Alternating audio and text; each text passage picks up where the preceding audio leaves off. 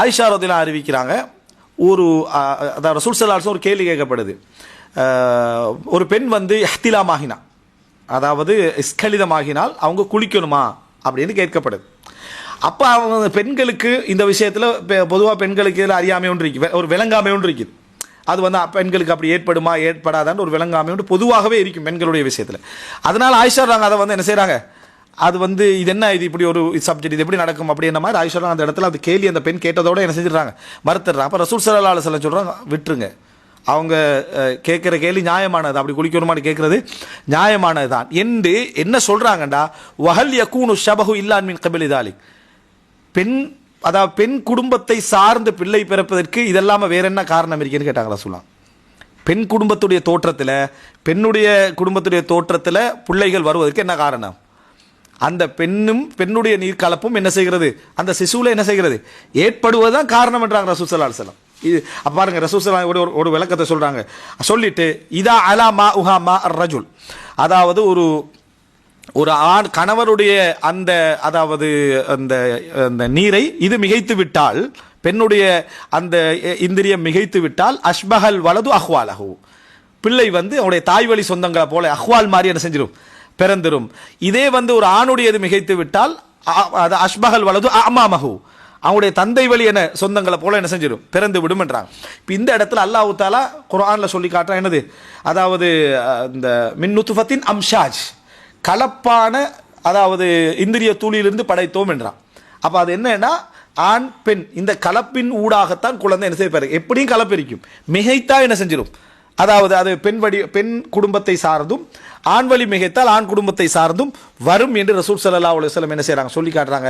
எனவே ஒரு பெண் அதாவது குளிக்கணும் என்ற கடமையை சொல்கிற சந்தர்ப்பத்தில் ரசூல் ஸல்லல்லாஹு அலைஹி வஸல்லம் அவர்கள் எப்போ அது ஷபஹ் வந்து தோற்றப்பாடு அந்த பக்கமாக இந்த பக்கமாக வாரத்துக்கான காரணம் என்ன அப்படின்றதை ரசூலாங்க அஹ்வால்களையும் அமாமுகளையும் சொல்லி என்ன செய்கிறாங்க, விளங்கப்படுத்துகிறாங்க. பிறப்பு இதுலேருந்து என்ன செய்யுது, அதனுடைய சம்பந்தத்தை ரசூல் ஸல்லல்லாஹு அலைஹி வஸல்லம் சொல்லி காட்டுகிறார்கள் அப்படின்றத நம்ம பார்க்கிறோம். இதோட கடைசியாக ஒரு பகுதி, இந்த ஹதீத்தில் வந்து கருத்து முரண்பாடு இருக்குது. அது என்னென்னா, இப்போ நம்ம கடைசியாக என்ன பேசுவோம், சொத்தை பற்றி தானே பேசுவோம்.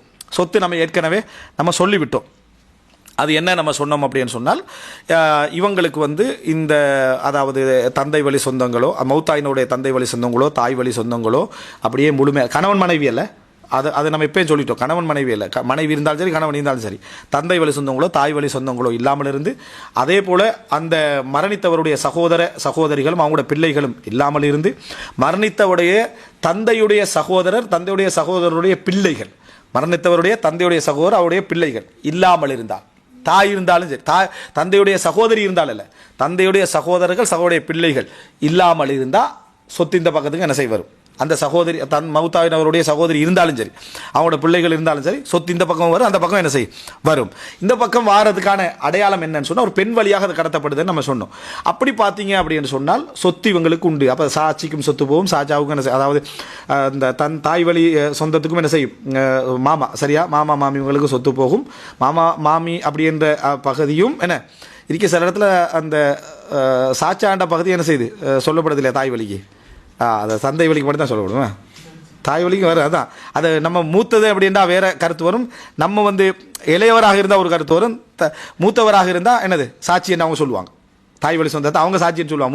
மூத்த பிள்ளைகள் வந்து அதாவது இந்த அதாவது வயது குறைஞ்சவங்கள சாட்சின்னு சொல்லுவாங்க. அது சில வட்டார வழக்காக கூட என்ன செய்யலும் இருக்கலும். எப்படியோ தாய் வழி சகோதரிகளுக்கு போகிறது வந்து எப்படி பிரியணும் அப்படின்னா, சகோதரா இருந்தாலும் சகோதரி இருந்தால் எப்படி பிரியணும்னா தாயுடைய விஷயத்தை வச்சு தான் என்ன செய்யணும், பிரியணும் அப்படின்னா பாருங்க, ஒரு தந்தை வழி சகோதரிக்கிறா, ஒரு தாய் வழி என்ன சகோதரியும் சகோதரனும் இருக்கிறான்னு வைங்க, ஒரு தாய் வழி சகோதரியும் சகோதரனும் இருக்கிறான்னு வைங்க. தந்தை வழி சகோதரிக்கு எப்படி போகணும்னா தந்தையுடைய அந்தஸ்துக்கு வந்துருவாங்கன்னு நான் சொன்னேன். தந்தைக்கு என்ன கொடுக்கணுமோ அது கொடுக்கப்படும் அப்படின்னு ஆயிரும். இப்போ பிள்ளை இல்லாட்டி தந்தைக்கு என்ன கொடுக்கப்படும், அதாவது முழு சொத்து தான் என்ன செய்யும் அந்த இடத்துல போகணும், முழு சொத்து தான் போகணும். ஏன்னா பிள்ளையும் இல்லை யாரும் இல்லைன்னா முழு சொத்து தான் போகணும். ஆனால் இப்போ அது இந்த சிச்சுவேஷன் அதல்ல. அப்படி எடுத்து பார்த்தீங்கன்னா எல்லாருமே இருக்கிறாங்க, இங்கே எல்லாருமே இருக்கக்கூடிய பகுதி இருக்குது. அப்போ முதலாவது நம்ம இப்போ என்ன செய்யணும், தந்தையுடைய அந்தஸ்துக்கு அவங்கள கொண்டு வரதா இருந்தால் இங்கே இப்போ நம்ம என்ன செய்யணும் அப்படின்னு சொன்னால், அதாவது முதலாவது தாயுடைய இடத்துக்கு வரணும். தாய்க்கு எவ்வளோ கொடுக்கணும், 3/1 அங்கே கொடுக்கப்படணும். தாய்க்கு 3/1 கொடுக்கப்படணும். பிள்ளைகள் இல்லையே 3/1 கொடுக்கப்படும். அப்போ 3/1 கொடுக்கப்படணும். அங்கே 2 பேர் இருக்கிறாங்க. யார், அந்த தாயுடைய சகோதரனும் இருக்கிறாங்க, சகோதரியும் இருக்கிறாங்க. அப்போ அந்த 3/1 அவங்க சுரக்கா 3/1 அங்கே போயிடும். 3/2 எங்கே வந்துடும், இந்த பகுதிக்கு என்ன செஞ்சிடும் வந்துடும் 3/2 சரியா. ஏன்னா அவங்களும் இருக்கிறதுனால, இல்லைன்னா முழு சொத்தும் யாருக்கு போய்க்கும், அந்த சகோதரிக்கு தான் போய்க்கும். இப்போ யார் இருக்கிறாங்க எடுக்கிறதுக்கு ஒரு பிள்ளை, அந்த சகோதர சகோதரிகள் இருக்கிறாங்க. மௌத்தாயினவருடைய சகோதரியுடைய மௌத்தாயினுடைய தாயுடைய சகோதரி இருக்கிறதால 3/1 அவங்க பங்குதாரர்கள். அப்போ 3/2 யாருக்கு போகும், அதாவது என்ன, அதாவது அந்த தந்தை வழி சகோதரிக்கு என்ன செஞ்சிடும், போயிடும் இடத்தை நம்ம பார்க்குறோம். அப்போ 3/2 இங்கே 3/1 அங்கே, அதில் அவங்க என்ன செய்வாங்க, பிரிஞ்சு போயிடுவாங்க. இந்த அடிப்படையில் எதுக்கு சொல்லுவாங்கன்னு சொன்னால் மதுஹபு தன்சீல்னுவாங்க. இவங்களுக்கு சொல்லுவாங்க மதுஹபு தன்சீல். தன்சீல்னா மேலுள்ளவருடைய அந்தஸ்தை கீழுள்ளவருக்கு என்ன செய்யறது, கொடுக்கிறது அப்படின்ற பகுதி பேத்துரும். எனவே இவங்க எல்லாருக்கும் சரிசமமாக பகிர்ந்து கொடுக்கப்படும் என்பதை நம்ம இதில் என்ன செய்யணும் பார்க்கிறோம். அவங்களோட பிள்ளைகளுக்கு எப்போ போகும்னா இந்த மேலுக்கு உள்ளவங்க இல்லாட்டி, மௌத்தாயினவருடைய சகோதரருடைய அந்த மௌத்தாயினவருடைய சகோதரிக்கு சகோதரி இல்லை, அல்லது என்னது மௌத்தாவுடைய தாயுடைய என்னது சகோதரிகளும் இல்லாட்டி அவங்களோட பிள்ளைகளுக்கு என்ன செய்யும், போகும்ன்றதை நம்ம என்ன செய்யணும், புரிந்து கொள்ளணும். இதுதான் சுருக்கம். இது சம்பந்தமாக ஒரு ஹதீத் வருது சுனன் அபூ தாவூதுல 2899. இது நிறைய அறிஞர்கள் சஹீஹ்னு சொல்கிறாங்க, சில யஹ்யா இப்னு மயின் போன்ற சில அறிஞர்கள் பலகீனம்னு சொல்கிறாங்க. அபூசுரா போன்றவர்கள் இதை ஹசனன்னு என்ன செய்யறா சொல்கிறாங்க. ஒரு பலத்த கருத்து முரண்பாடு உள்ள செய்தி. அதை தரத்தை பற்றி நம்ம சொல்ல ஷுவைப் அல்-அர்னவுத் அல்பானி இன்னும் உள்ளவர்கள் இதை சஹீஹ்னு என்ன செஞ்சுக்கிறாங்க சொல்லிக்கிறாங்க. அந்த செய்தியை நான் முன் வச்சிடறேன். என்னன்னு சொன்னால், இந்த மிக்தாம் இப்னு மஅதி கரீப், மிக்தாத் இப்னு அஸ்வத், மிக்தாத் இப்னு அம்ர் அல்ல, மிக்தாம் இப்னு மஅதி கரீப் என நபி தோழர் அறிவிக்கிறார். ரசூல் ஸல்லல்லாஹு அலைஹி சொன்னால், மன் தரக்க கல்லன் ஃபஇலைய, சுமைகளை விட்டு சென்றவர்கள், கடன் அது போன்றவைகளை விட்டு சென்றவர்கள் அதுக்கு நான் பொறுப்பு.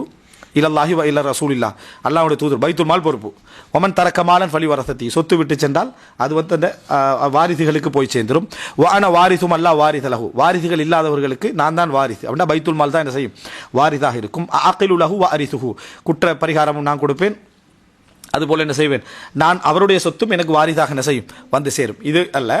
வல் ஹாலு வாரிசும் அல்லா வாரிசலஹு, ஹால் தந்தை தாய் வழி சகோதரர் வந்து வாரிசு, யாருக்கு வாரிசு இல்லையோ அவர் வாரிசாக என்ன செய்வார், மாறுவார். டோட்டல் வாரிசு இல்லா போனால் அதாவது ஹால் என்ன செய்வார், வாரிசாக வருவார். தாய் வழி சகோதரர் வந்து வாரிசாக வருவார்.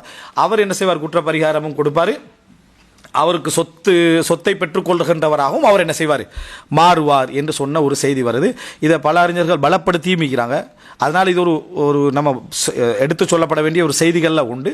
இது பலகீனப்படுத்தியும் இருக்கிறாங்க. சரியா. இமாம் தாரகுத்னி, அதுபோல் இமாம் யஹ்யா இப்னு மயின் போன்றவர்கள் இதை பலகீனப்படுத்தி இருக்கிறாங்க. அபூ ஸுரா, அபூ ஹாத்திம் போன்றவர்கள் பலப்படுத்தியும் என்ன செய்கிறாங்க, இருக்கிறாங்க. ஸோ ஒரு வாத பிரதிவாதங்களுக்கு உட்பட்ட ஒரு செய்தி. ரசூல் ஸல்லல்லாஹு அலைஹி வஸல்லம், அல் ஹாலு வாரிசும் அல்லா வாரித லஹு, யார் ஹால் வந்து என்னது வாரிசு இல்லாதவர்களுக்கு வாரிசுண்டா, அப்போ இந்த அந்த ஒரு குடல்வாய் சொந்தங்களுக்கு, அந்த பெண்வழி சொந்தங்களுக்கு சொத்துக்கள் போய் சேரும்ன்றதை சொல்கிறவங்க இது ஆதாரத்தான் என்ன செய்வாங்க, காட்டுவாங்க. அதால் ஹாலத்து விமன்சிலத்தில் உண்மையும் என்ன செய்வாங்க, ஆதாரமாக காட்டுவார்கள் என்றதை நம்ம என்ன செய்கிறோம் பார்க்கிறோம். எனவே இதுதான் அதாவது தாய் தந்தை வழி சகோதரிகளுடைய சிறப்பு, அந்தஸ்து, சட்டங்கள், அவங்களுடைய சொத்து பிரிவு சம்பந்தமாக நான் சொன்ன சுருக்கமான விஷயம். இதன் ஊடாக நாங்கள் முன்வைக்க நினைக்கிறது என்னென்னா, இந்த அறிவு தகவல்கள் எல்லாம் பதிவதன் ஊடாக இஸ்லாத்தில் நம்ம பிறப்பு வழியாக இயற்கையாக ஃபித்ரத்தில் அறிஞ்ச இந்த சொந்த பந்தங்கள் எவ்வளவு முக்கியத்துவமானது, இயற்கையாகவே முக்கியத்துவம் விளங்கும். இது மார்க்க ரீதியாக நம்ம ஃபித்ரத்தில் விளங்கினது மிகவும் சரியானது, அது எவ்வளவு வலுப்படுத்தப்பட வேண்டும் என்ற தகவல் எங்களுக்கு என்ன செஞ்சிருது, இதில் கிடைச்சிருது. இதில் நமக்கு குறைவிடப்பட்டிருந்தாலோ அந்த குறைகளை சரி செஞ்சு கொள்றதுக்கு இது ஒரு பலமாக அமையுது. நம்ம அவங்களுக்கு உபகாரம் செய்வதன் ஊடாக அடுத்து நம்ம வந்து நம்மெல்லாம் சகோதரிகளாக தானே இருப்போம். நம்மளாம் சகோதரிகளாக இருப்போம். ஒரே தட்டில் உண்டு, ஒரே பாயில் தூங்கி சண்டைகளை பிடித்து நினச்சி பாருங்கள். நம்ம சகோதரிகளாக வளர்ந்த பின்னால் நம்மளோட பிள்ளைகள் நம்மளோட சகோதரிகளுக்கு அந்த மரியாதையை கொடுக்கலேண்டா, அதுதானே அம்மன்றது. அவங்களுக்கு பெரிய தந்தை சிறிய தந்தை, அவங்களுக்கு தாய் வழி சொந்தம் தந்தை வழி சொந்தம் என்றாலும் என்ன, அதுதானே. என் தங்கையே என் தாத்தாவே முடிக்கிறவனுக்கு அது தாய் வழி சொந்தம், ஏன்னா அண்ணனையும் தம்பியை முடிக்கிறவனுக்கு அது என்ன, தந்தை வழி சொந்தம். அப்போ எல்லா வகையிலையும் நம்ம ஒரு வேறாக ஆணிவராக இருக்கக்கூடியவங்க. நம்மளோட பிள்ளைகளை அதை பிரிச்சுட்டோன்னு வைங்களேன், நம்ம ஒரு மூத்தவராக இருக்கிறோம், நம்ம மரணிச்சிட்டோம், அதுக்கப்புறம் நம்மளோட பிள்ளைகளை யாருமே நம்மளோட தங்கையையோ நம்மளோட தம்பியையோ பெருசாக மதிக்கலை, போய் பார்க்கறதுல என்று சொல்ல போனால் உள்ளத்தில் ஏற்படுத்தப்படக்கூடிய ஒரு கடுமையான ஒரு வேதனை அது. எங்களை வச்சு நீங்கள் நினச்சி பாருங்கள். அப்படின்னா அவ்வளோ பெரிய ஒரு வேதனை. நம்ம ஒன்றாக வளர்ந்து அதை நம்ம 30 வருஷத்துக்கு பிறகு கல்யாணம் முடிச்சவங்களோட சொந்தத்துக்குள்ளே போயிடுவோம். சொத்து பத்துட்டு வரவங்க நமக்கு என்ன சிந்தனை வருது, வந்தோடனே அவருக்கு இப்படி சொத்துப்போம், அவர் சம்பந்தமே இல்லையேன்னு. அவர் தானா மெயினே சம்பந்தம், நீ இடையில வந்தவன் தான் அப்படி என்றதை உணர்த்தணும் அவங்களுக்கு. இந்த பிற்காலத்தில் வந்த 30 வருஷத்தை தலையில் வச்சுருப்பாங்க. முற்காலத்தில் இந்த ஆரம்ப 30 வருஷம் தான் உன்னை அவருக்கு படித்தவனாக, பணக்காரனாக, உறவுக்காரனாக, அறிவுள்ளவனாக, பண்பாடு உள்ளவனாக உருவாக்கி அந்த 30 வருஷம் தான். அந்த 30 வருஷத்துல யாரோ விட்டு கொடுத்து, யாரோ என்னது பொறுத்து, யாரோ செலவழிச்சு, யாரோ தியாகம் செஞ்சதை உன்னோட தந்தையாகவே என்ன செஞ்சீங்க கொண்டு வந்து சேர்த்திக்காது. தம்பி ஆயிக்கலாம், அண்ணன் ஆயிக்கலாம், தங்கையா இருக்கலாம், யாரா இருக்கலாம். அவங்க சந்தோஷத்தை பகிர்ந்து கொண்டதுனால, துன்பத்தை பகிர்ந்து கொண்டதுனால, கஷ்டத்தை பகிர்ந்து கொண்டதுனால, தட்டுகளை பகிர்ந்து கொண்டதுனால, கடன்களை சுமந்ததுனால, அவனை உழைக்க வச்சதுனால, படிப்பை கொடுத்ததுனால, இவன்ட கடன்களை அவன் சுமந்து கொண்டதுனால உனக்கு உண்ட தந்தையா கிடைச்சாரு, உனக்கு உண்ட தாயா கிடைச்சாரு. இன்றைக்கு நீ ஒரு 60 வருஷத்துக்கு, அவர் 60-70 வருஷம் ஆகின பிறகு அவங்களுக்கு எங்களுக்கு என்ன சம்பந்தம், எதை கவனிச்சதும் இல்லைன்னு சொன்னா உன்னே கவனிக்கலையா இருக்கலாம், அது அவங்களோட பிள்ளையா இருக்கலாம்.